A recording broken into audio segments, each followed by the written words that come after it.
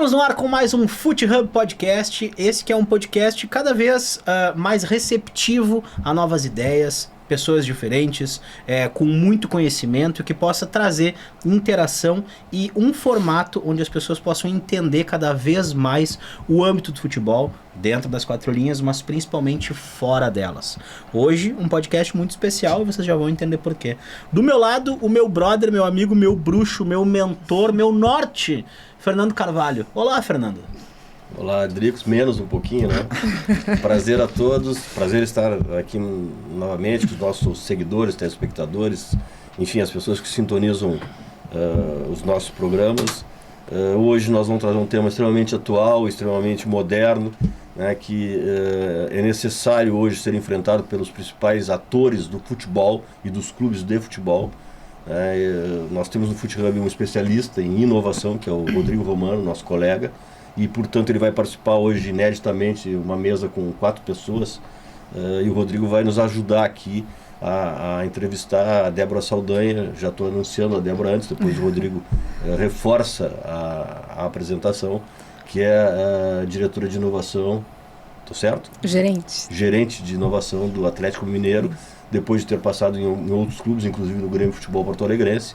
Especialista na matéria, também nossa colega, porque é instrutora dos nossos cursos. Né? E eu tenho então, Débora, muito prazer em te receber aqui junto com o Dricos. E Romano, te dando voz pela tua especialidade, pela pessoa competente que tu és, o nosso coordenador dos cursos em geral do FootHub. Então vai participar conosco exatamente pela tua competência e pela ciência que tu tem desse tema tão importante que é a inovação. Tá. Obrigado pela introdução, Fernando, pelo convite, e aí também o Adriano aqui. Vamos participar, falar de inovação, a gente tem bastante coisa para falar. E já passando aqui a palavra para a Débora, que está no Atlético Mineiro desde o começo do ano, atua como consultora de inovação do Grêmio e já conviveu com muitos elementos desse ecossistema, né? Então, startup, como empreendedora, como jogadora também, né, no começo. Então, uma pessoa que tem muito a falar assim, sobre inovação, cultura de inovação. E seja bem-vindo aqui ao nosso podcast. Obrigada, é um prazer estar aqui, obrigada pelo convite.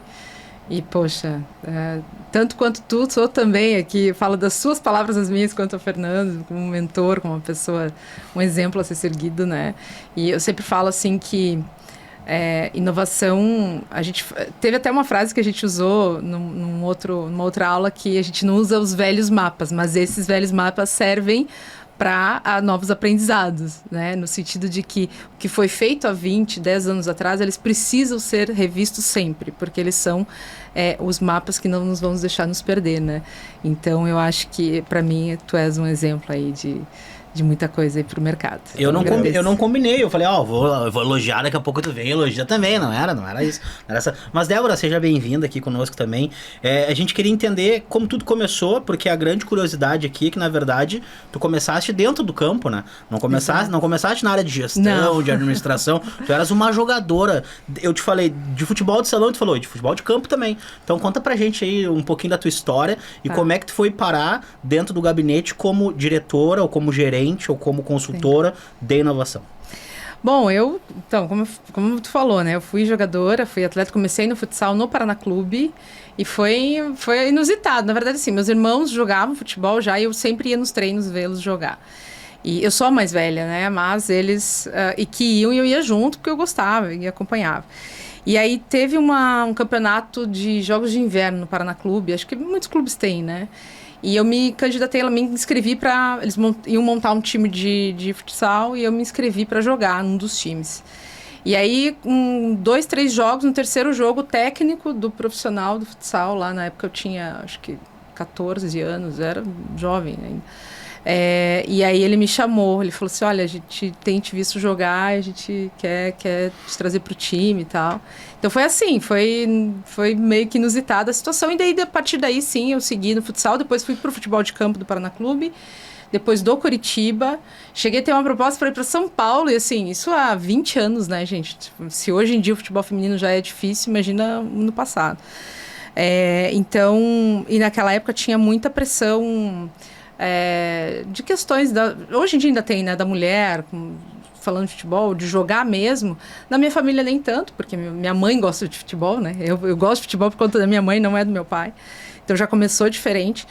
Mas eu era muito nova, e aí teve meninas que foram para São Paulo para jogar e que voltaram, que por N situações, assim, e aí eu comecei a olhar para esse mundo e falei, não, acho que eu não vou, acabei ficando, e aquela coisa, né? Se para meninos já é difícil, imagina para mulher que naquela época a gente treinava nos campos de areia, porque a gente não tinha uniforme, jogava com o uniforme do masculino, enfim. Então tinham muitos desafios, e eu tive que optar pela minha carreira, digamos, mesmo, né? Não tinha como vislumbrar uma carreira no futebol feminino há muito tempo atrás. Diferente do que é hoje, né? Hoje você já consegue vislumbrar uma carreira até fora do Brasil, se for o caso. Então, eu segui. Aí me formei em marketing, me formei em relações públicas, fui começando a seguir, estudar tecnologia e sempre jogando como hobby, sempre mantendo o futebol por perto, né? Em 2014, com a Copa no Brasil, eu cheguei a atuar como jornalista esportiva também. Cheguei a comentar alguns jogos, comentava não só nas redes sociais, em rádio, enfim, atuava como comentarista, enfim, sempre gostei muito dessa parte também tática, né, do futebol, técnica, enfim. E de 2016 para cá, que foi quando eu comecei a pensar em atuar na gestão. Falei, não, eu não quero... Já vi que não é o jornalismo que eu quero realmente fazer mais pelo futebol. Eu quero, sei lá, ter um impacto, né, levar o meu conhecimento, assim, sabe, mais para o futebol como um todo. E aí eu me especializei em marketing esportivo, já tinha feito MBA em negócios digitais, sempre tive um gosto diferenciado, assim, para pensar em tecnologia, pensar o que vem de tendência, sabe? Ter esse olhar de curiosidade, assim. Mas o que é isso aqui? Testar. Então, tudo que lançava, eu já era uma das primeiras a tentar, pelo menos, comprar ou entender o que era. Então, eu já tinha esse caminho. E aí, em 2016, em 2017, eu comecei a levar, quando o Belletti foi diretor de marketing no Coritiba, né, eu já tinha feito uns projetos anteriores, assim, voluntários e tal, e levei alguns projetos para o Belletti, para a parte de marketing, a parte até social também, assim, que é um tema também que eu gosto muito de atuar. E ali ele me abriu as portas para começar a efetivar alguns projetos. Depois no Paraná Clube também, algumas ações pontuais, mas tudo muito pontual, nunca um trabalho, né, efetivo, assim. E aí depois, foi de 2018 para cá mesmo, que eu realmente entrei no esporte, em clube, que foi no Londrina, nas categorias de base, mas ali mais com a parte de marketing mesmo. E através as categorias de base, o treinamento fica em Curitiba, depois o Sub-17 que eles vão lá para Londrina, então foi legal, foi um trabalho que eles fizeram com um clube local, né? E aí assumi ali, depois teve algumas startups também no meio do caminho, startups de esporte, né? Eu atuei numa startup no Rio de Janeiro que coordenava as quadras de tênis do Centro Olímpico. Então, assim, eu sempre estava de alguma forma envolvida no futebol, no esporte em si, não precisava nem ser só futebol.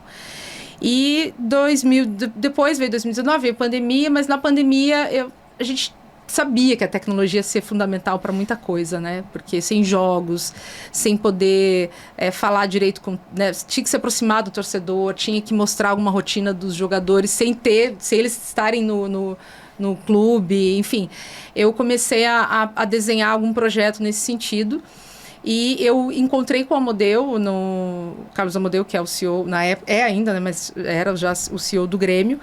E já em 2019, quando eu dei uma aula no curso de gestão, no curso que tem lá do Grêmio com a Unicinos, e eu já era professora lá, e a gente se encontrou, ele era professor também, e aí eu comecei a contar algumas ideias para ele do que eu tinha, assim, olha, o Grêmio podia fazer isso, podia, né, ter uma área de inovação, fazer algum programa de inovação, enfim. E eu lembro que ele já se interessou e em 2020, com a pandemia e tudo mais, ele me chamou e falou assim, olha, agora chegou a hora, a gente está entrevistando algumas pessoas, eu quero que tu apresente, quero que tu monte um projeto, a gente vai buscar alguma coisa nesse sentido. Só que isso foi em maio, mais ou menos, 2021, em dezembro, a gente teve mais uma conversa. E aí ele falou que o presidente Romildo estava querendo realmente trazer a inovação para o Grêmio. E aí em 2021, em fevereiro, que foi quando eu fui contratada, que ele me chamou e para fazer esse papel como consultora, né? Não era colaboradora do Grêmio, era consultora de inovação, então para tentar levar esses projetos para lá. E aí, no meio desse caminho, conheci o Felipe Ribe, que era o gerente de inovação, então, do Galo, na época. Eu fui em fevereiro para o Grêmio e ele chegou em março, lá no Galo. A gente fez um curso juntos, que é Inovação e Novo Marketing no Futebol. E que eu acho que esse curso foi fundamental também, tanto para novas visões, quanto para eu conhecê-lo e conhecer outras pessoas. E ali a gente foi trocando figurinha, eu com as questões do Grêmio, ele com as questões do Galo. E final do ano passado, ele saiu do clube, ele ia sair, e ele me falou, ó, você viria morar em BH? E aí eu falei, vamos ver, né, qual é a ideia. E ele falou que ele estava saindo, então me convidou para assumir o cargo dele lá. Então estou no Galo desde janeiro desse ano, 2022. Então, assim, de forma curta, talvez nem tão curta assim, mas assim, bem resumida, os meus passos aí no futebol até chegar até aqui. E essa tu já participou de vários organogramas, então, né, na verdade? Já. Desde dos times do Paraná, aqui no Sul, aí é o teu terceiro estado, se eu não me falha a memória, em relação a lugares diferentes com organogramas, né? Exato. E como é que é essa inclusão da inovação dentro do organograma atual de futebol, do cenário do futebol brasileiro? Como é que é existir a inovação diante de uma velha visão? Entendi. Até complementando essa pergunta, né? Acho que a Débora pode falar muito bem sobre cultura de inovação, que é uma coisa que se fala muito. Sim. E tem muita gente que questiona se tem que ter um profissional de inovação ou um departamento de inovação dentro de um clube. Exato. Então, acho que sobre isso. É muito legal. Eu acho que é esse complemento, porque assim, no organograma geral, até o início desse ano, só 3 clubes tinham inovação. Era o Atlético Paranaense, foi o primeiro a criar um cargo de inovação. O Grêmio não poderia dizer que era um cargo, né? Era uma tentativa, então não sei até que ponto, mas eu estava lá, né, como consultora. E aí o Atlético Mineiro, que tinha o Ribe, e o Corinthians. Então, assim, de cargo mesmo no setor era o Corinthians, o Atlético Paranaense e o Atlético Mineiro, até então, até o ano passado. No início desse ano, a gente viu que teve algumas frentes, alguns clubes que uniram inovação ao marketing, na verdade. A maioria dos clubes, que são poucos ainda que têm inovação, trouxeram para a área de negócios ou marketing. O Atlético Mineiro mesmo é assim, né? Era assim. O Atlético Mineiro, inovação ficava dentro da diretoria de negócios, e com a minha chegada e com a junção da diretoria da MRV, que é muito tecnológica, até pensando, né, que a Arena MRV tem esse viés de ser a arena mais tecnológica da América Latina, quando juntaram-se ali as diretorias, eles pensaram, não, a inovação tem que estar fora da área de negócio, tem que estar para servir todo o clube. Né? Então, onde que vai ficar nesse organograma? E aí a gente optou em deixar em tecnologia mesmo, na diretoria de tecnologia, para se unir, né? Eu gosto só de falar que, justamente, inovação não é só tecnologia. A tecnologia é uma ferramenta para você inovar. Então, inovação, às vezes, é uma mudança de processo básica que alguém de fora vai te ajudar a olhar, porque, às vezes, quem está fazendo ali não está conseguindo ver que pode fazer diferente. Então, isso que o Romano falou da cultura... E até para quando você vê que... eu não sei nenhum outro clube que tem agora uma área de inovação. Se não me engano, o Palmeiras criou um recente, talvez... Não é nem a área, é juntando. Mas por que eu quero bater na tecla... Vamos lá, 2 pontos. Por que eu quero bater na tecla de ter uma área de inovação? Ou uma pessoa? A pessoa, ela já vai ser a pessoa que vai ter esse olhar para tendências do mercado, né? Para olhar com mais foco em tecnologia, sim. Mas quando você junta com uma área de marketing, ou de negócios, ou de comunicação, ela vai ficar restrita àquilo. A pensar aquilo, que obviamente, é o melhor, é o que o clube precisa, que é gerar novas receitas, né?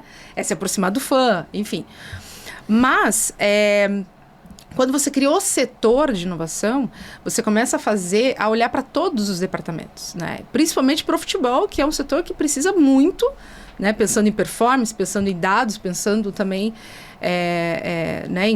Nas melhorias, que é onde mais sofre, né? com cobranças, enfim. Se a inovação não tiver ser esse apoio para o futebol, não que necessariamente precise, mas eu acho que ajuda a ter esse olhar de que a inovação tem que estar em todo o clube, né? Para ajudar a pensar as tecnologias, a fazer benchmarking, né? Olhar para fora e falar, poxa, o que os clubes estão usando? Porque às vezes o profissional do dia a dia ele não consegue parar para olhar, ou então ele já está muito focado numa ferramenta, e eles, eu tô com essa aqui, tá bom, não precisa. Mas às vezes tem uma ferramenta lá fora que às vezes é até mais barata, né? E que traz mais soluções, assim. E essa pessoa não vai ver, esse colaborador não vai ver. Então, eu acho que a inovação, o mais importante dentro do clube é estar desassociado de qualquer setor, é ser um setor único, a não ser a tecnologia, porque é onde vai, né, atuar, ou projetos, para poder levar essa cultura que o Romano falou, que é poder espalhar isso para os outros setores. E é isso que a gente está fazendo de julho para cá no Atlético Mineiro. A gente tem falado com os setores, então a gente faz reuniões mensais com os setores, já começamos com 2, vamos agora para o 3º setor, que é para sentar e falar assim, quais são os maiores problemas que vocês precisam resolver, que a gente pode ajudar vocês. Ir com não só com tecnologia, mas que a gente precisa resolver. É isso, beleza. Qual é a urgência deles? Como é que, né? E aí a gente monta, a gente vai atrás, depois a gente apresenta a eles as soluções que a gente viu dentro das possibilidades do clube. Então, a gente consegue facilitar um processo que muitas vezes eles nem têm, não é nem só o conhecimento, não tem nem tempo para parar para olhar. Eu acho que isso é muito importante. A inovação fora da área tecnológica, na gestão, é possível com ações administrativas? Sim. Inovadoras? Sim. Depois eu vou te explicar por que eu estou te fazendo essa pergunta. Tá. Eu vou te dar 2 exemplos, assim, mais de agora, que eu tenho vivido. A gente começou a implantar, mudar alguns processos no clube. Na verdade, nem existia um processo para algumas coisas muito simples, assim. E só o fato de você implantar um preenchimento de um formulário, sabe, de que você vai levar até o gerente, olha, é isso que eu preciso, beleza. Às vezes até é muito mais manual, né, de carimbar e tal, mas nem é tanto isso, mas assim, de preencher o formulário, e todo mundo agora tem que preencher aquele formulário para ficar certinho, depois vai ser mandado um e-mail e tal, enfim.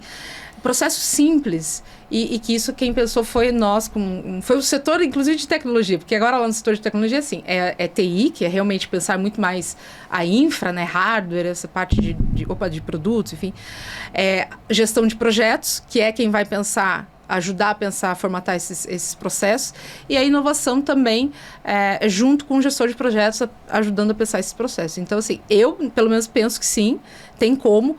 Porque, como eu falei, na minha visão e pelo pouco que eu vejo dos clubes onde eu já atuei, às vezes as pessoas estão muito naquele olhar para o problema ou para aquela situação que ela não consegue olhar e pensar que pode ser feito diferente. Com facilitador. Com facilitador, exato. Então, assim, a gente atua nesse papel de facilitar a visão. Olha, vamos parar aqui, ó. Você pode ir por esse caminho, por esse. Qual que você prefere? Né? Ou, não, esse aqui não dá porque vai prejudicar tal setor. E até isso, às vezes, é importante trazer todos os setores para uma mesa para conversar e falar, não, isso aqui vai esbarrar aqui, isso aqui vai lá no jurídico, vai ter que voltar, sabe? Então, eu acho que a gente pode olhar para isso, independente da tecnologia. Eu te perguntei exatamente porque no meu período não tinha esse avanço tecnológico e a gestão não lançava a mão de ferramentas tecnológicas.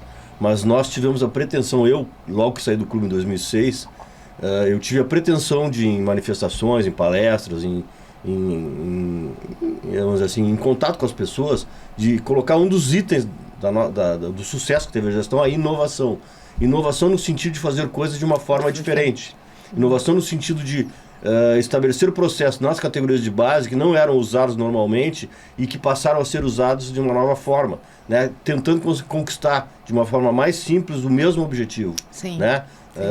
Inovação no sentido de ter um planejamento para enfrentar o departamento de futebol de determinada forma e no meio do caminho mudar uma atitude, uma ação, buscando um resultado melhor, tipo trocar o treinador, né? Trocar uma ideia, né? Nós fazíamos pesquisa permanentemente junto à torcida para saber o que o nosso cliente queria, e isso não era normal naquela época. Estou falando de 2006, né? Então os meus discursos e as minhas manifestações públicas, elas levavam em conta a pesquisa. O que o torcedor quer, o que o fã quer, o que o associado quer, né? Então eu atendi aquele anseio explicando, eu não faço por isso, ou eu faço por aquilo, ou vou fazer, né? Era uma inovação no sentido de fazer a avaliação do teu cliente, sabendo antes do que ele queria para depois te manifestar. Não sei se eu estou certo nessa avaliação. Não, está super certo. E que ainda tem muito clube que não faz, né? Que não faz isso que você fazia lá atrás. Então, assim, você não precisa da tecnologia. Você falou, você não precisa necessariamente da tecnologia para você inovar. É isso, é mudança de mindset, da cultura, né? De você querer fazer diferente e querer entregar valor. Eu sempre falo que inovação é gerar valor e novos resultados. E aí eu só complemento com equilibrando estratégia, oportunidade e risco. Então, nesse teu caso é isso, você gerar valor, né, gerar novos resultados em termos de dados e tal, com o que você tem. Né, com uma oportunidade que você vai ver, pensando se vai ter risco ou não, e com uma estratégia diferente. Então, inovar é isso, é muito desses processos, com certeza. E seguindo nessa linha de cultura, assim, Débora, tu viveu 2 realidades diferentes, né? Primeiro no Grêmio e agora no Atlético. Até o Fernando tem uma frase que a gente gosta muito aqui no FutHub, que é o para cada realidade uma verdade, né? Sim. Então, acho que para tu falar um pouquinho sobre as 2 realidades e as 2 verdades que tu teve nesses últimos 2 anos. Assim. Legal. Eu gosto muito dessa frase, inclusive, porque é muito isso, né? Eu acho que para cada realidade, até em vários sentidos. Cultura local, a cultura daqui do Rio Grande do Sul é muito diferente da cultura lá de BH, de Minas Gerais. Tem um peso de ser Sudeste, Eu que vivi aqui, né, os times do Sul e vivi os times do Paraná, principalmente, que são menores, assim, no sentido, não menores, pelo amor de Deus, mas eu digo, né, de tamanho de torcida e tudo mais, comparado a Inter e Grêmio. A cultura é diferente, então essa já é uma realidade. A realidade até de Série A ou Série B, né? Então o Grêmio esse ano em Série B, mas eu já peguei o final do ano passado, né? Já vinha nessa questão de vai cair ou não vai cair. Então é uma realidade. Então são várias realidades, né? Do que a gente tem que fazer acontecer dentro daquilo. Então eu acho que... Eu vou fazer um parênteses aqui. Tu tem, acima de tudo, nos clubes, uma realidade cultural que muitas vezes repele o novo, Exato. Porque não compreende, porque não compreende. A falta de compreensão acaba inibindo o surgimento da alternativa de gestão que não é usada. Exato, e acho que esse foi acho que é a maior diferença, assim, das 2 culturas, é essa, o quanto eu tive tem uma palavra que agora me fugiu, mas essa questão de não ter tanta adesão da inovação por parte aqui acho que de um todo, mas pela cultura que já estava no Grêmio, assim, né? Não é que eles não quisessem pensar o novo, mas é difícil colocar isso em palavras, mas acho que de ter medo. O futebol é assim, tem o medo de testar, o medo de errar, né? Acho que o medo de errar é muito grande ainda no futebol brasileiro. Não sei se fora também, mas a minha visão que no futebol brasileiro é muito maior. E eu não quero te interromper, mas talvez também vá ao encontro, tipo assim, quando um momento bom do time, da instituição, Exato, um momento, tem. as contas aprovadas, tudo mais. Eu acho que tem uma tendência a ter uma abertura maior do que daqui a pouco, um time que está quase indo para outra divisão, ou um time que está com orçamento muito apertado. Assim, já não quer fazer um novo porque daqui a pouco pensa que a mudança de processo queira dizer custo e não investimento em solução, né? Não, também, acho que tem um pouco de tudo, mas principalmente o que o Fernando falou, assim, de essa cultura de não querer nem se abrir para o novo. Tá bom do jeito que eu faço, sempre fiz assim.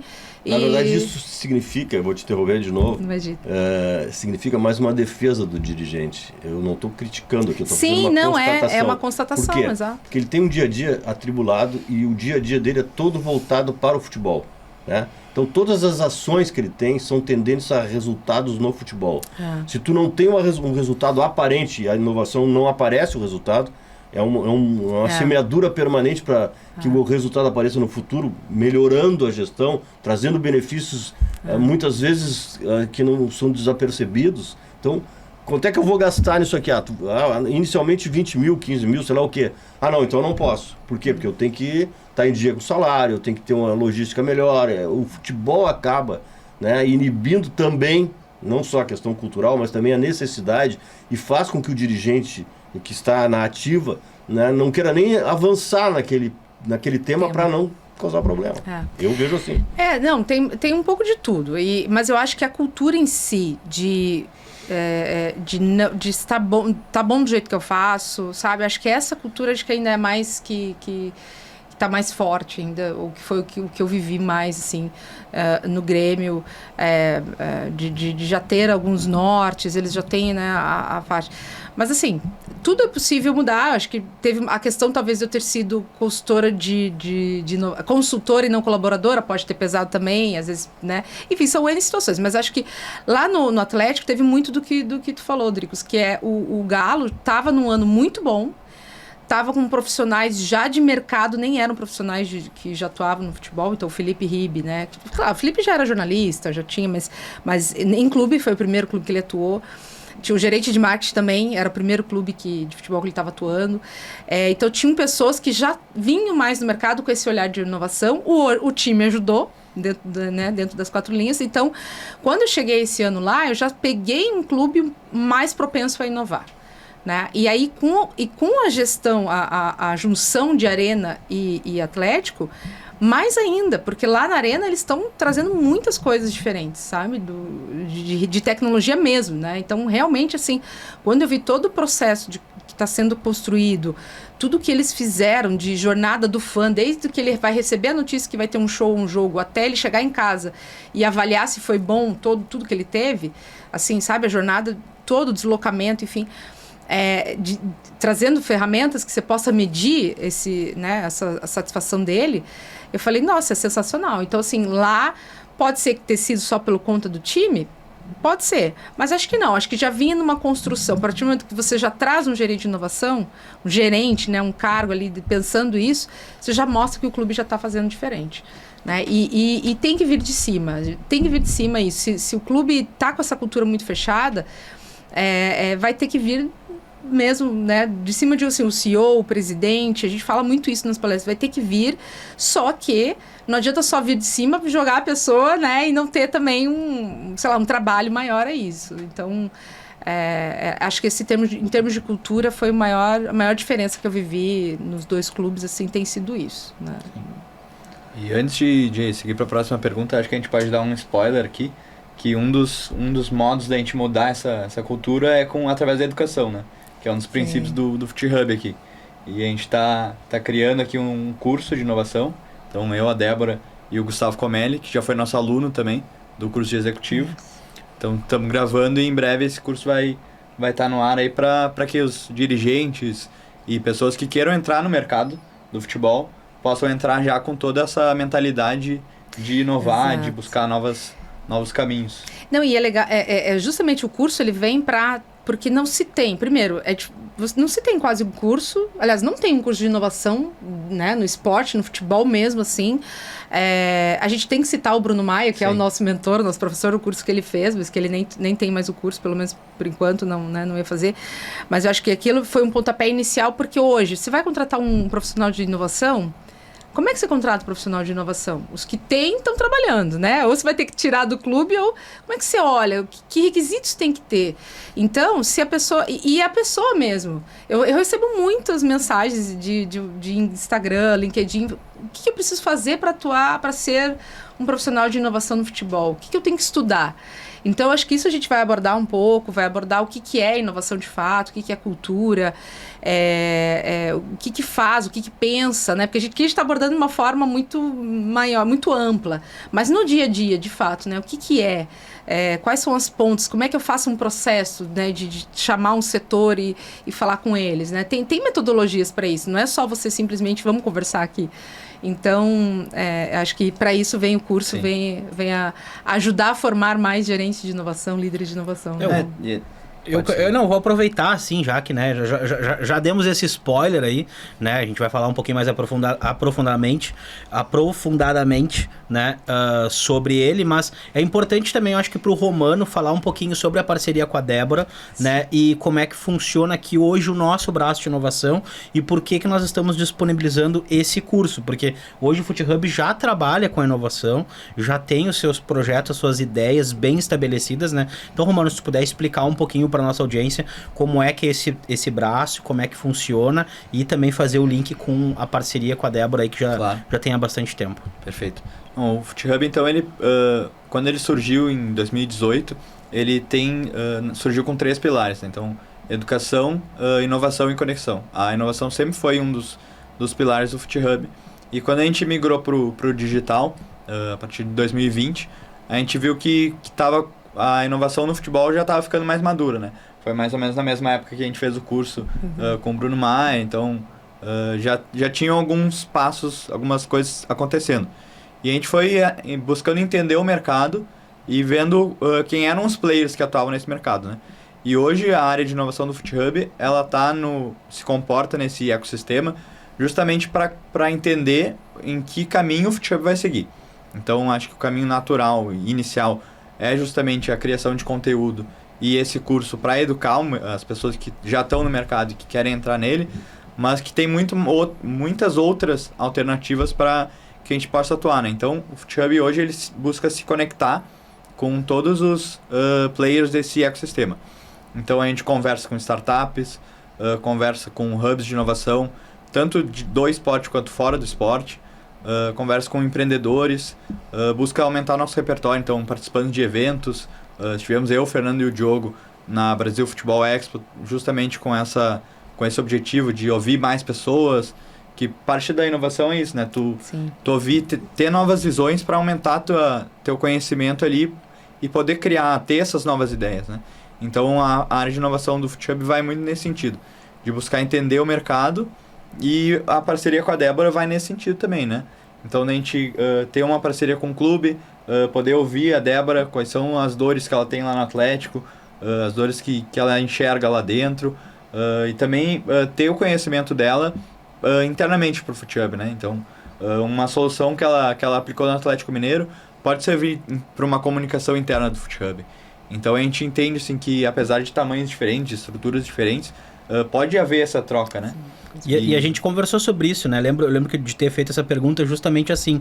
Falei, tá, Romano, mas e como é que o FootHub vai agir dentro dessa questão da inovação, que foi numa reunião que nós tivemos ali e tal, de alinhamento, e eu dizia, pá, Romano, mas eu queria entender mesmo, assim, porque pra quem tá vendo, de repente, né, tipo assim, tá, mas e qual é o papel do FootHub, né? E aí o Romano me explicou que é justamente ser esse interlocutor, ser essa ferramenta, né, conseguir aproximar esses pilares, a startup, quem tem o conhecimento, quem detém, de repente, quem quer ser o investidor, né, e quem quer gerar, né, somar, quem quer alinhar, quem quer construir, para que a gente possa ter novas ideias, né? Então, assim, me fez entender muito melhor, né, a partir da tua explicação ali, porque daí o papel do FootHub fica claro nisso tudo, né? Isso.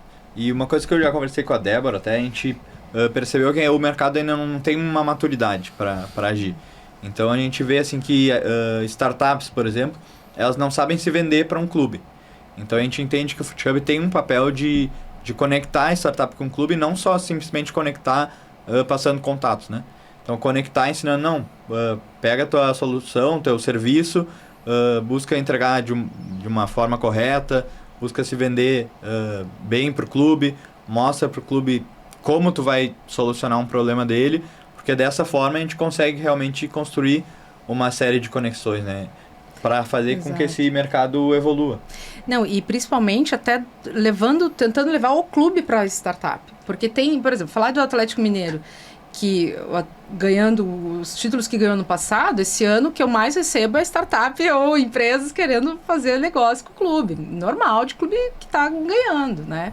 Agora, clubes menores, que às vezes que tem muito mais desafios, né, menores, eu sempre digo, gente, não é menosprezando, menores em torcida, em estrutura, né, a gente sabe. E faturamento, né? A gente tem que ter esses que muitas vezes não têm acesso a contratar startups ou tecnologias, eles nem sabem direito, e que não vão ter alguém de inovação, eles não sabem direito, onde que eu vou buscar essa solução que eu preciso, ou como é que eu vou viabilizar, né, de uma forma que eu possa testar, de repente, e a startup ou quem for vai ganhar no negócio depois, se tivesse entrar, né, enfim, que for possível.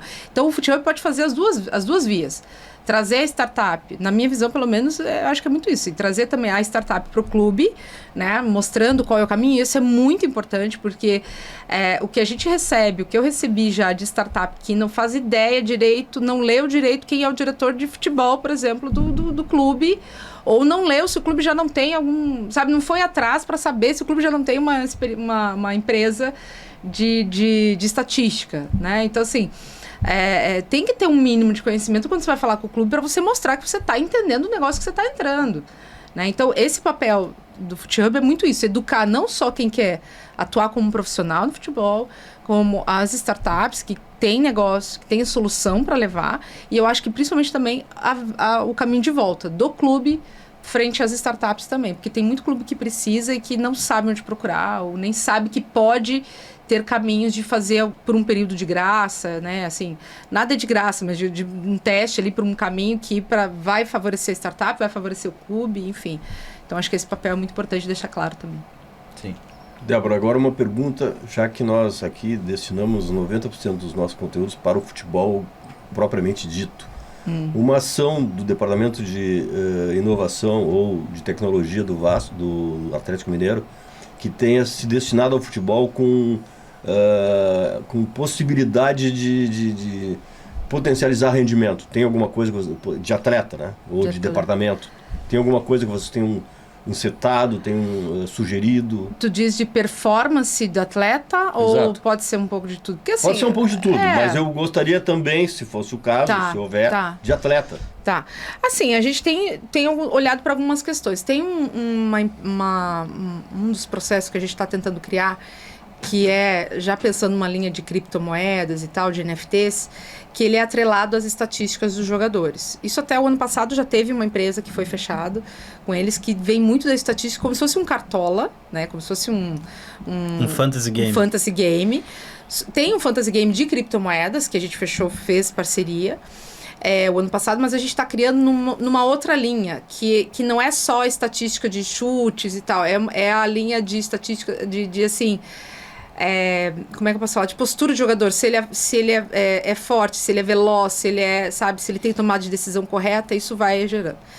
E isso também vai estar atrelado a uma outra tecnologia que a gente está querendo integrar, enfim, tudo vai ser integrado. E quando eu falo em trazer isso, integrar a NFT, uma figura dele como atleta que vai ser vendido, além de trazer a questão financeira, porque a gente vai estar atrelado, vai ser como se fosse uma figurinha, que vai valer mais ou menos, dependendo não só da estatística dentro de campo, mas também da postura até, não é cultural a palavra, mas da postura dele, né, de jogo e tudo mais. Então, acho que isso é legal, porque vai acabar impactando para ele, porque vai render ou não para ele. E ele vai ter que melhorar o rendimento. Ele vai ter que melhorar o rendimento. Isso é uma das hipóteses. Outras coisas que eu acho legal, que impactam, que não é tanto... É financeiro também, mas não impacta tanto dentro de campo, mas eu acho que é sempre legal, é melhorias no CT. Por exemplo, a gente queria... o gerente lá da infraestrutura do CT queria melhorar entregar, na verdade, fazer algo diferente nas portas dos quartos do hotel do profissional. O profissional, quando concentra lá em BH, se concentra na cidade do Galo para depois sair para viagem, né, ou para depois ir para o jogo. Então, e lá o hotel, as portas são é tudo muito simples, não tem não tem imagens e tal. E o pessoal falou, a gente podia, né, melhorar, sei lá, fazer algo mais acolhedor, algo mais legal. E aí, eles trouxeram para nós de inovação. Mas por quê? Porque... E aí, olha como é a cultura de inovação. Eles já sabem que a gente tem uma ferramenta, que é via FanToken, que depois em outro programa a gente fala só disso. Mas o que é? Que os torcedores votam, e não precisaria ser por FanToken, poderia ser no aplicativo. O torcedor vota qual a imagem que ele quer ver naquela porta do quarto do CT, do atleta. Então, ele já tem essa noção de que a gente teria como fazer isso, e que isso, ele veio com essa ideia, ok. Isso pode render para o clube financeiramente também, porque para ele votar ele tem que comprar o token, né? Então, ajuda financeiramente. Ajuda ao torcedor escolher se sentir parte daquilo, né? Então, quando ele vê, se em algum momento tiver uma realidade virtual que ele possa visitar, porque hoje está fechado ainda para visitação para pessoas de fora, mas aí eu já pensei em montar uma realidade virtual que ele possa ver a porta lá e tal. E por que não transformar essa imagem em um NFT também? Algo que eu possa vender e quem comprar pode um dia ir lá tirar foto na porta, lá, enfim. Então, assim, você consegue criar uma experiência, né? E isso é muito do que a gente está pensando, já está validando, já colocou em prática, já foi votado essas portas lá, as imagens, e cada vez mais. Inclusive, até ele me mandou foto de uma outra situação que a gente fez, leilão de uma camisa de 5 jogadores da Supercopa, que a gente foi campeão em cima do Flamengo esse ano ainda. Eu falei, vamos fazer leilão dessas camisas, e agora o Galo faz leilão de quase todas das camisas utilizadas em jogo, né? É uma receita que muito clube não olha e que rende. A gente reverteu essas 5 camisas para base, para categorias de base. Então eu fiz questão de deixar isso bem definido, que seria para eles, porque eles precisavam fazer algumas melhorias lá também. E aí, quando ele fez lá, eles decidiram colocar a fechadura digital na porta e tal, fizeram umas coisas assim. Ele me mandou a foto, eu acho que isso é mais legal. Ele falou, olha aqui, ó, conseguimos, colocamos e tal. Então, assim, não que o clube não fosse fazer, mas tem uma via de fazer de forma que o torcedor possa adquirir alguma coisa do clube que ele tem paixão, que ele gosta, né, possa se sentir parte, e que você ainda reverte esse dinheiro, essa verba, sei lá, para a tecnologia ou para melhorias no CT, que é melhor ainda, porque de certa forma você está ajudando, né, o jogador que está ali treinando. Então, são algumas das iniciativas que a gente começou aí. Eu tenho uma curiosidade, assim, muito específica, tá? Nessa levada de token, tá? De fan token e versus a questão da área do sócio. Tá? Porque, por exemplo, aqui no Rio Grande do Sul a gente teve a experiência do Inter, por exemplo, né? Teve a abertura do fan token. Eu já tô vendo que a pergunta já é meio assim, né, Brati? Já é capciosa. E aí teve a abertura do fan token, aí cada sócio ganhava, sei lá, um fan token, e aí tinha um limite para comprar os fan token, mas daí houve uma série de não reclamações, mas assim, de contestações em relação, tá, mas por que não é feito isso na área do sócio? Por que o fan token e tal? Como é que tu enxerga isso? Porque, querendo ou não, vai ter que desamarrar isso, né, Débora? Porque tem a área do sócio, tem o sócio do Atlético lá, e ao mesmo tempo tu lançou uma tecnologia, que é o fan token. Pra ter o fan token não precisa ser sócio, né? Exato. Então, como é que se resolve essa equação? E no Atlético ainda tem todo o caso de contato com o sócio através do aplicativo, né? Então o aplicativo do Atlético é muito bem desenvolvido. Toda a questão de gamificação e uso de realidade aumentada. E a gente tem explorado muito mais até o aplicativo para ser o centro ali de comunicação com o engajamento com o torcedor. Esse realmente é um desafio grande que a gente tem. Inclusive, o ano passado, quando o Galo lançou o fan token, ele deu também um fan token para cada sócio, mas não teve muita adesão. Então, esse ano agora a gente está até aí para bolar. Acho que sai semana que vem ainda, vou dar um spoiler aqui, não posso abrir muito, mas vai ter mais uma nova campanha diferente, que inclusive, assim, nenhum clube no mundo fez, que tá ali, nada muito além, mas é porque como não foi feito realmente por nenhum clube, a gente está ainda vendo como é que faz, mas justamente para não deixar o sócio, que é quem paga, né, um valor realmente ali todo mês, para não deixar ele se sentir, né, desvalorizado. Então, a gente está de novo fazendo essa campanha de distribuir também de novo um token, além dessa outra, um token, enfim. A gente está tentando buscar porque tem que fazer para não, justamente, é um desafio que se apontou. Por quê? Aí eu vou só sair um pouco da linha de gerente do Galo, mas vamos olhar o mercado, o conceito. Quando o fan token que foi criado pela Sócio.com, foi criado lá fora para um mercado que não tem sócio no formato que o brasileiro tem. Lá é o season ticket, né, você compra o pacote, então é diferente. Eles não têm essa questão, né, de pagar mensalmente. Ou, enfim, agradar todos. De agradar todos, enfim, é diferente. E aí, eles mesmos entenderam também, agora, principalmente com o Ribe, que está lá, né, que era o gerente do Galo, foi para lá, ele sentiu isso muito no Galo, essa dificuldade que tinha dificuldade no sentido de ver que o sócio estava reclamando, que ele não participava. Então, eles estão levando já essa visão para os clubes, os clubes que estão chegando agora, como o Inter, o Bahia, que chegou há pouco tempo, Fortaleza, enfim, de ter esse cuidado de olhar para o sócio-torcedor para não canibalizar, digamos, as vias ali. Assim, eu acho que muita coisa ainda vai mudar. Eu acho que a gente não é que a gente não precisa ter sócios. Eu acho que a Sócio.com vai ter, que nesse caso tem outras também, né? Eles vão ter que mudar um pouco, talvez, o olhar, porque é isso que você falou. Eu posso colocar um manto da massa. Vamos olhar para o manto da massa. O manto da massa, quem vota é só sócios, e é numa plataforma normal, né? Você não precisa ter o token para votar. Então, eu acho que vai ter que ter um ajuste de rota de ambas as partes, não só da sócio, do clube também, do Galo, do Inter, né? De todos os clubes que tem o fan token.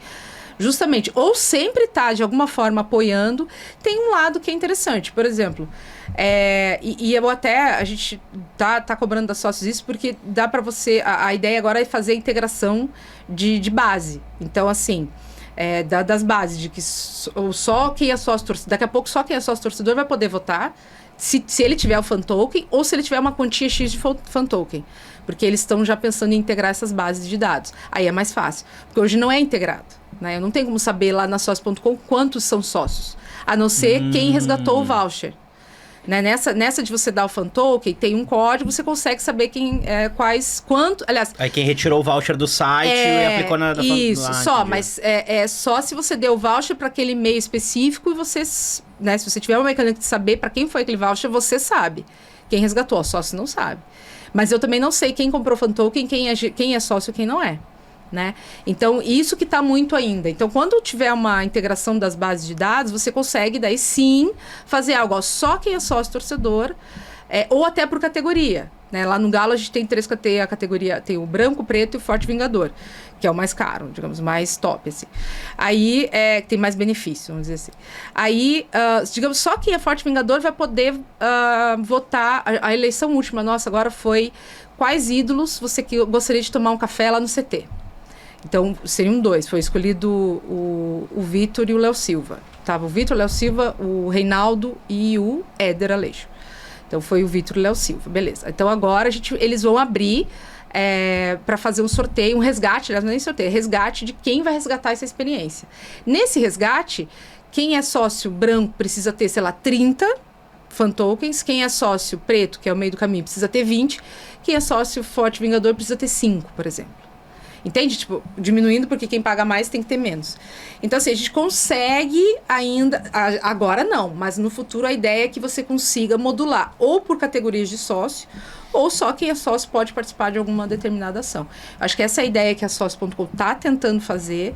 Aí vai muito mais de tecnologia mesmo, de integrar e de estratégia dos clubes, de ter um pouquinho mais de entendimento, porque isso demanda tempo, de você parar e entender, tá, mas eu vou parar, vou fazer qual estratégia, aí eu dependo do futebol deixar, né, dependo do meu amigo Caetano liberar, você, posso liberar o Vitor e o Léo Silva para fazer um café no CT, né, então tem muitas variáveis disso tudo, mas em termos de desafio fan token sócios, algo grande que vai mudar, acho que em breve muda para alinhar, sabe, senão não vai dar certo.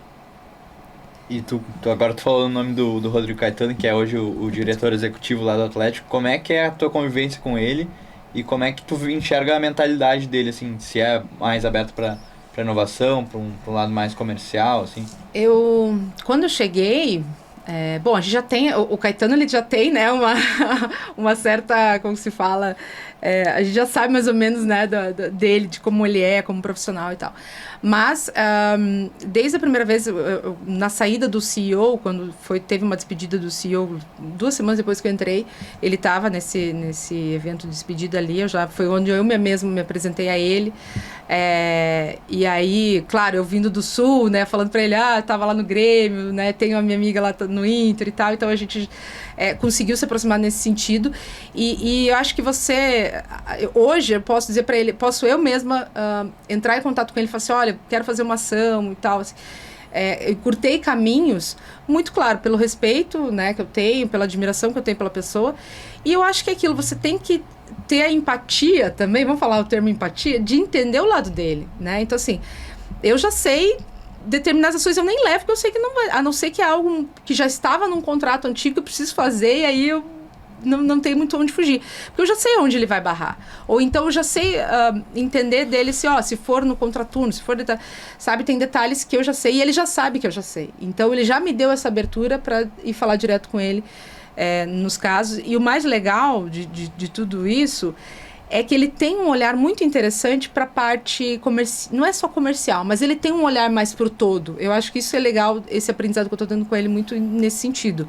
Tem algumas ferramentas, algumas propostas de soluções que chegam para o futebol, ou que chegam até ele, ou que ele já tem um entendimento, de repente, de leva para a área comercial. Isso aqui pode favorecer, pode ajudar a aumentar o rendimento do atleta e financeiramente pode ajudar aqui. Sabe, ele tem um olhar assim, nesse sentido.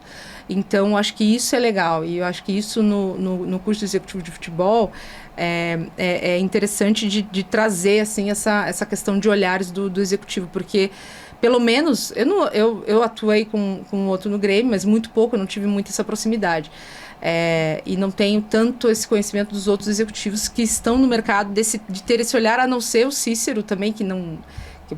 enfim, para mim é uma das referências como gerente de futebol, enfim, mas que tem esse olhar para o todo do futebol também. Acho que isso é muito importante. Então eu vejo que ele tem esse olhar, ele tem esse entendimento, e não é aquela coisa, eu vou barrar por birra, né? Não quero fazer... Não, eu até vou acrescentar aqui, porque eu já até conversei contigo já sobre isso. Eu, em determinado momento, figurava quase como um executivo em conjunto com o meu executivo da época, que era o Newton Drummond, eu ou como presidente ou como vice de futebol, e qualquer ação extra, o departamento de futebol, o vestiário, área de atuação do executivo que interfira de alguma maneira naquele ambiente, se ele está triste ou se ele está alegre, né? Se é véspera de decisão, se isso aí pode trazer qualquer tipo de problema, né? O executivo não vai permitir. Né? Tu vai retirar o jogador antes do treinamento para ele fazer um movimento social, né? No sentido de buscar sócios ou de buscar dentro de uma campanha um produto que favoreça o clube, e vai deixar de treinar ou vai tirar o foco daquele ambiente de trabalho. É isso que ele visa evitar, sem dúvida nenhuma. E por isso ele tem completa razão. Na minha avaliação, ele tem razão. Né? Tem que ser uma coisa que seja coordenada. E as ações que vão ser concebidas devem ser feitas em momentos em que o clube não dispute muita coisa. Entendeu? Que não haja pressão, que não haja uma cobrança, que não haja uma possibilidade do atleta alterar o seu rendimento ou influenciar no seu rendimento. Né? E influenciar o rendimento pode ser para o bem ou para o mal, né? E se for para o bem é ruim para o clube, então não dá para correr risco. Então, por isso eu faço essa avaliação. Não, com certeza, eu acho que ele tem esse olhar. Eu até levei assim, brevemente falando, eu levei uma situação que a gente precisava fazer um encontro com um atleta, porque estava justamente num contrato, tinha que ter com 2 atletas, um encontro presencial ou virtual, mas tinha que ter, enfim. E ele deu a sugestão de um atleta que está machucado, assim, e tal. Claro, para ele é fácil fazer isso. Mas tem tanta cobrança de torcida dizendo, por que não utiliza o atleta? Não sei se você já viu. Porque o atleta que tá machucado, né, não faz nada. Então, achei legal dele se dispor. O atleta ia passar por cirurgia. Ele só falou, não, só vamos dar o tempo dele se recuperar e tudo mais. Então, assim, ele também ajuda a achar as soluções, né? E ele vai dar as soluções exatamente, pensando no grupo dele. Não vou, aqui não pode ser no CT por conta disso, por conta do momento e tal. Vamos fazer em tal lugar, eu ajudo, né, a pensar assim. Ou ele já... O Vitor é o gerente de futebol, então ajeita com o Vitor, faz assim. Então, assim, acho que isso é legal. Pelo menos ter abertura, né? Porque eu sei que tem lugares que nem abertura tem. Então, ter essa abertura de ter essa conversa. E hoje posso falar que tenho essa certa liberdade já para tratar direto com ele. Eu tenho uma curiosidade. Quem ganhou a votação do café, hein? Do café com os ídolos lá. Foi o Vitor e o Léo Silva. Pô, o Éder Aleixo não ganhou essa votação? Não ganhou, nem o Reinaldo. Eu sou muito old school, né? Eu votaria no Reinaldo e no Éder Aleixo. Mas é que, embora sejam ídolos muito carismáticos do Galo, o que vale mais é o moderno, né? E quem se manifesta são os mais jovens. E os mais jovens não sabem o que foi o Éder e o que foi o Rei. E tem um outro detalhe, só que aí que tá, vamos voltar só na questão da sócio.com. Veja que a votação foi lá na sócio.com. E lá, a maioria, pode ser isso, quem vota quem comprou o token, pode ser dessa idade, né? Faixa etária de que acompanhou mais recentemente o título 2013, que vai fazer 10 anos ano que vem. E sei lá, tem outras questões, assim, né? O ruim é que eu não sei quem é quem votou. Assim, eu sei que a porcentagem e tudo mais, eu não tenho muito perfil de quem votou. Mas ganharam os dois. Pô, eu me lembro de, sei lá, nos 90 ali tinha aquela coisa... será que o Éder Aleixo consegue tirar a bola do Mineirão com chute? Paulo Roberto, que era o lateral do Grêmio também, que jogava no Cruzeiro. Será que ele consegue tirar a bola com chute? Não sei o que, eles faziam esse tipo de questionamento, se fizesse isso pra base de sócio-torcedor... Né? Talvez fosse da Éder e Reinaldo. Exato. Poderia ser. E eu me lembro que isso era uma das coisas, né? Daquela época, assim, tipo, tinha uma... Eles faziam esse tipo de constatação, né? Mas é muito legal. Eu queria perguntar pra vocês agora, já que entramos no spoiler, vocês não se importam, por favor. Sim. Eu queria que vocês falassem um pouco do que podem falar, né? Aqui pra nossa audiência, da questão do curso, como vai funcionar, como não vai funcionar. Enfim, acho que de forma ainda um pouco genérica, né? E o que pode ser publicizado nesse momento em primeira mão aqui. Vai ser um prazer ouvir dessas duas mentes aí, o que eles estão pensando em formato de curso FutiHub, Romano, Débora e outros personagens aí do curso de inovação. Claro. Eu acho que quando a gente criou esse curso, acho que a gente já vem pensando ele há algum tempo, né? Em alguns modelos e até chegar no que realmente vai pro ar. A gente entende que os profissionais do futebol, do esporte em geral, eles têm que ser educados, primeiramente, sobre inovação em aspectos gerais. Então, entender processos de inovação, ferramentas, e aí não só ferramentas tecnológicas, mas ferramentas que possam melhorar o dia a dia, aprimorar o surgimento de novas ideias. Então, ferramentas de criatividade, de repertório. Então vão ter aspectos nesse sentido. E aí quem vai dar é o Gustavo Comelli, que eu já falei, foi nosso aluno, e tem uma experiência muito grande em inovação fora do esporte. Então já trabalhou em hubs de inovação, hoje atua na Universidade do Paraná, num espaço de inovação lá. Então ele tem muito conhecimento sobre esse ponto, já muita experiência também. Então ele vai trazer um pouquinho disso. A Débora vai trazer, aí eu acho que ela pode falar melhor, 2 pontos, né? Uma questão de cultura, de inovação, e também uma questão de oportunidades do futuro, né? Isso. E eu complemento falando um pouco sobre o esporte atualmente, né? Como o esporte está caminhando cada vez mais para uma proximidade com o entretenimento. Então a gente vê aí todas essas ações que a Débora falou de engajamento do torcedor, de fan tokens, elas estão muito ligadas ao entretenimento, né? Porque o produto futebol, o produto 90 minutos, ele está ficando muito simples para que o torcedor realmente se engaje ali no clube dele. E tem muitas alternativas além do futebol para que o torcedor acompanhe no seu dia a dia, né? Então, hoje em dia, a gente tem filmes, séries com acesso muito fácil, né? Então, tu tem um monte de streamings que tu pode acessar a qualquer momento. E em muitos desses momentos, tu acaba deixando o futebol de lado, né? Porque acaba sendo um produto não tão bom, às vezes, né? Então, tem jogos aí de futebol brasileiro, estaduais principalmente, com uma qualidade muito baixa. Então, que tu vai trocar facilmente por uma série. Então, trazer essa realidade nova do esporte e a necessidade de tu criar alternativas para engajar o torcedor. Então, acho que passando assim para a Débora, para ela falar um pouquinho da questão de cultura de inovação, que ela vai trazer, e também das oportunidades do futuro, assim, né? É um pouco um resumo do que a gente conversou aqui hoje, né? A questão da cultura, que eu acho que para mim é o alicerce da inovação. Não adianta você trazer ferramentas maravilhosas se você não tiver quem vai operar essas ferramentas, não souber por que ela está fazendo aquilo, né? Nem para quem que ela está fazendo, enfim. Então, eu acho que a cultura, ela começa nesse sentido de mudar o pensamento interno, né? Ser um apoio, tudo isso que eu falei, do que eu acho que a inovação é. Então, vou abordar um pouco nesse sentido. E de como fazer isso, né, dentro do clube. E o lado das oportunidades do que está vindo aí. Então, quando a gente fala em fan token, NFTs, metaverso, essas coisas meio loucas, assim, né? Mas é porque a gente precisa olhar para um público, um fã, um cliente, seja como vocês queiram falar, que hoje já não consome os 90 minutos de futebol, né? Que vão ser os futuros sócios dos clubes, né? Daqui 20 anos, a faixa de 12, 16 a 18, acho que até 20 anos já não tem paciência para assistir um jogo de futebol direto, assim, né? Os 90 minutos. Então, se não for, talvez nem dentro de campo, nem indo no estádio, talvez eles queiram ir. Então, acho que as novas oportunidades, o novo olhar de inovação está muito para isso, assim. Como que um clube vai se manter de pé daqui a uns anos, onde a gente está falando em realidade aumentada, realidade virtual, né? Coisas que a gente não está fazendo ainda, poucos são os clubes que estão fazendo e olhando para isso. Então, eu vou trazer um pouco desse olhar que a gente tem que ter e um pouco das referências do que a gente está fazendo no Atlético Mineiro. Tem uma carga horária definida? A gente já pode dizer para as pessoas mais ou menos como é que vai se desenhar esse curso? Se ele vai ser um modelo presencial, vai ser um modelo só estritamente online? Como é que vai acontecer, Romano? É um curso totalmente online, então em torno de 4 ou 5 horas.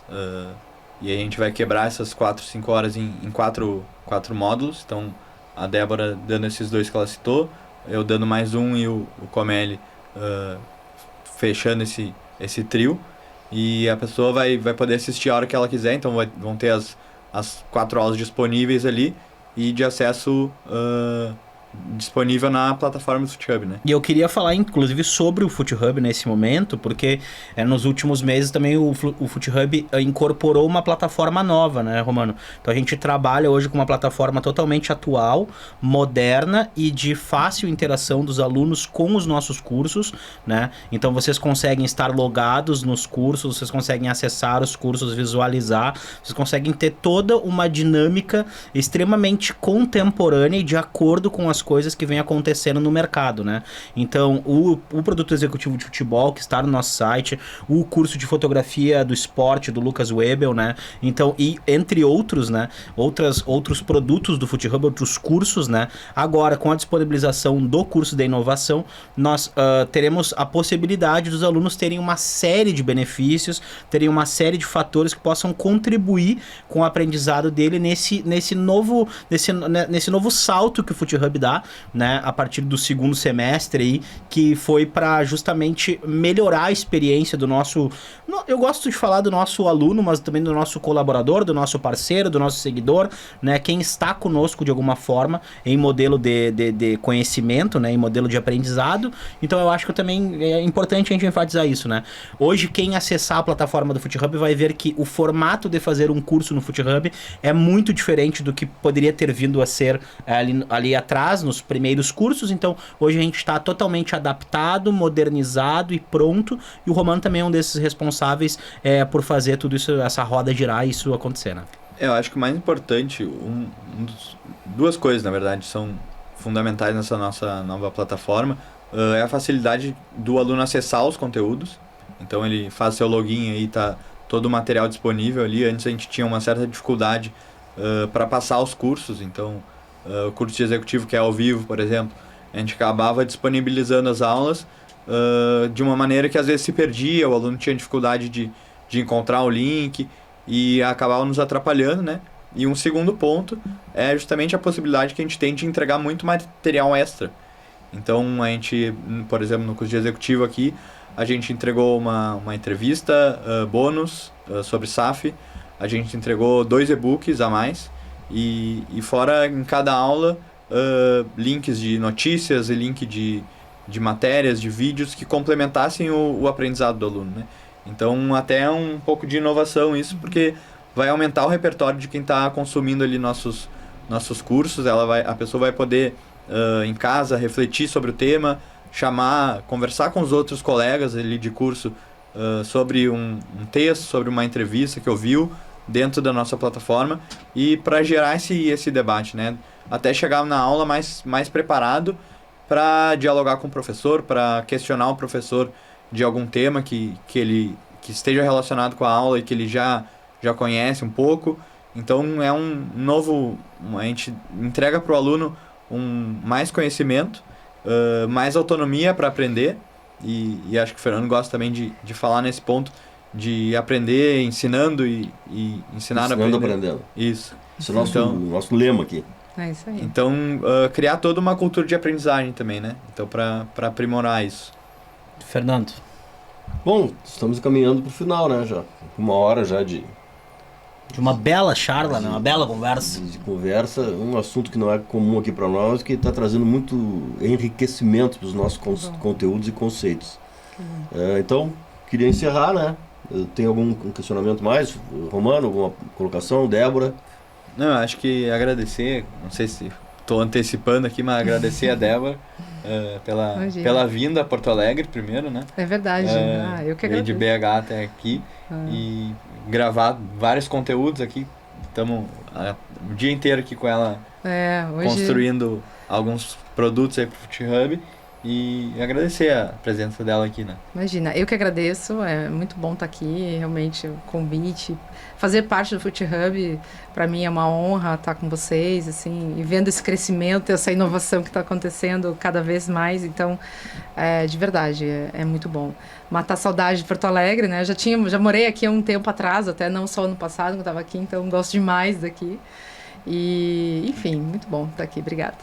Bom, digo mesmo, repito as palavras do Romano, que bom ter estado contigo, que bom ter apreendido as coisas que tu vem fazendo e que vai nos ensinar mais ainda, né? E seja sempre bem-vinda, és uma pessoa já integrada no FootHub estará sempre conosco aqui. Sim, nessa sequência. Que bom. Eu vou agradecer também a presença do Rodrigo Romano hoje, assim, que esteve aqui na mesa, nessa mesa plural, nessa mesa maior, né? A te agradecer, Débora, de coração, porque a gente te admira muito, né? E tu és para nós, assim, um expoente, e a gente sabe da tua importância no mercado, saiba disso. Nós sabemos exatamente o tamanho que tu tem, sabemos o quão importante tu é para esse mercado de inovação no Brasil e que tu vais evoluir ainda mais e melhorar esse mercado para todos nós. E agradecer também a parceria aí do Romano e do Fernando e dizer para vocês que esse conteúdo está disponível nas nossas plataformas, assim como tem outros tantos conteúdos para que vocês possam consumir. Hoje vocês tiveram um spoiler aqui do que vai acontecer. Tivemos uma baita de uma entrevista com a Débora Saldanha, que eu espero que retorne aqui para conversar com a gente assim que possível, tá bom?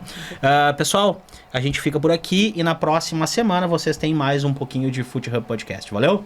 Até mais.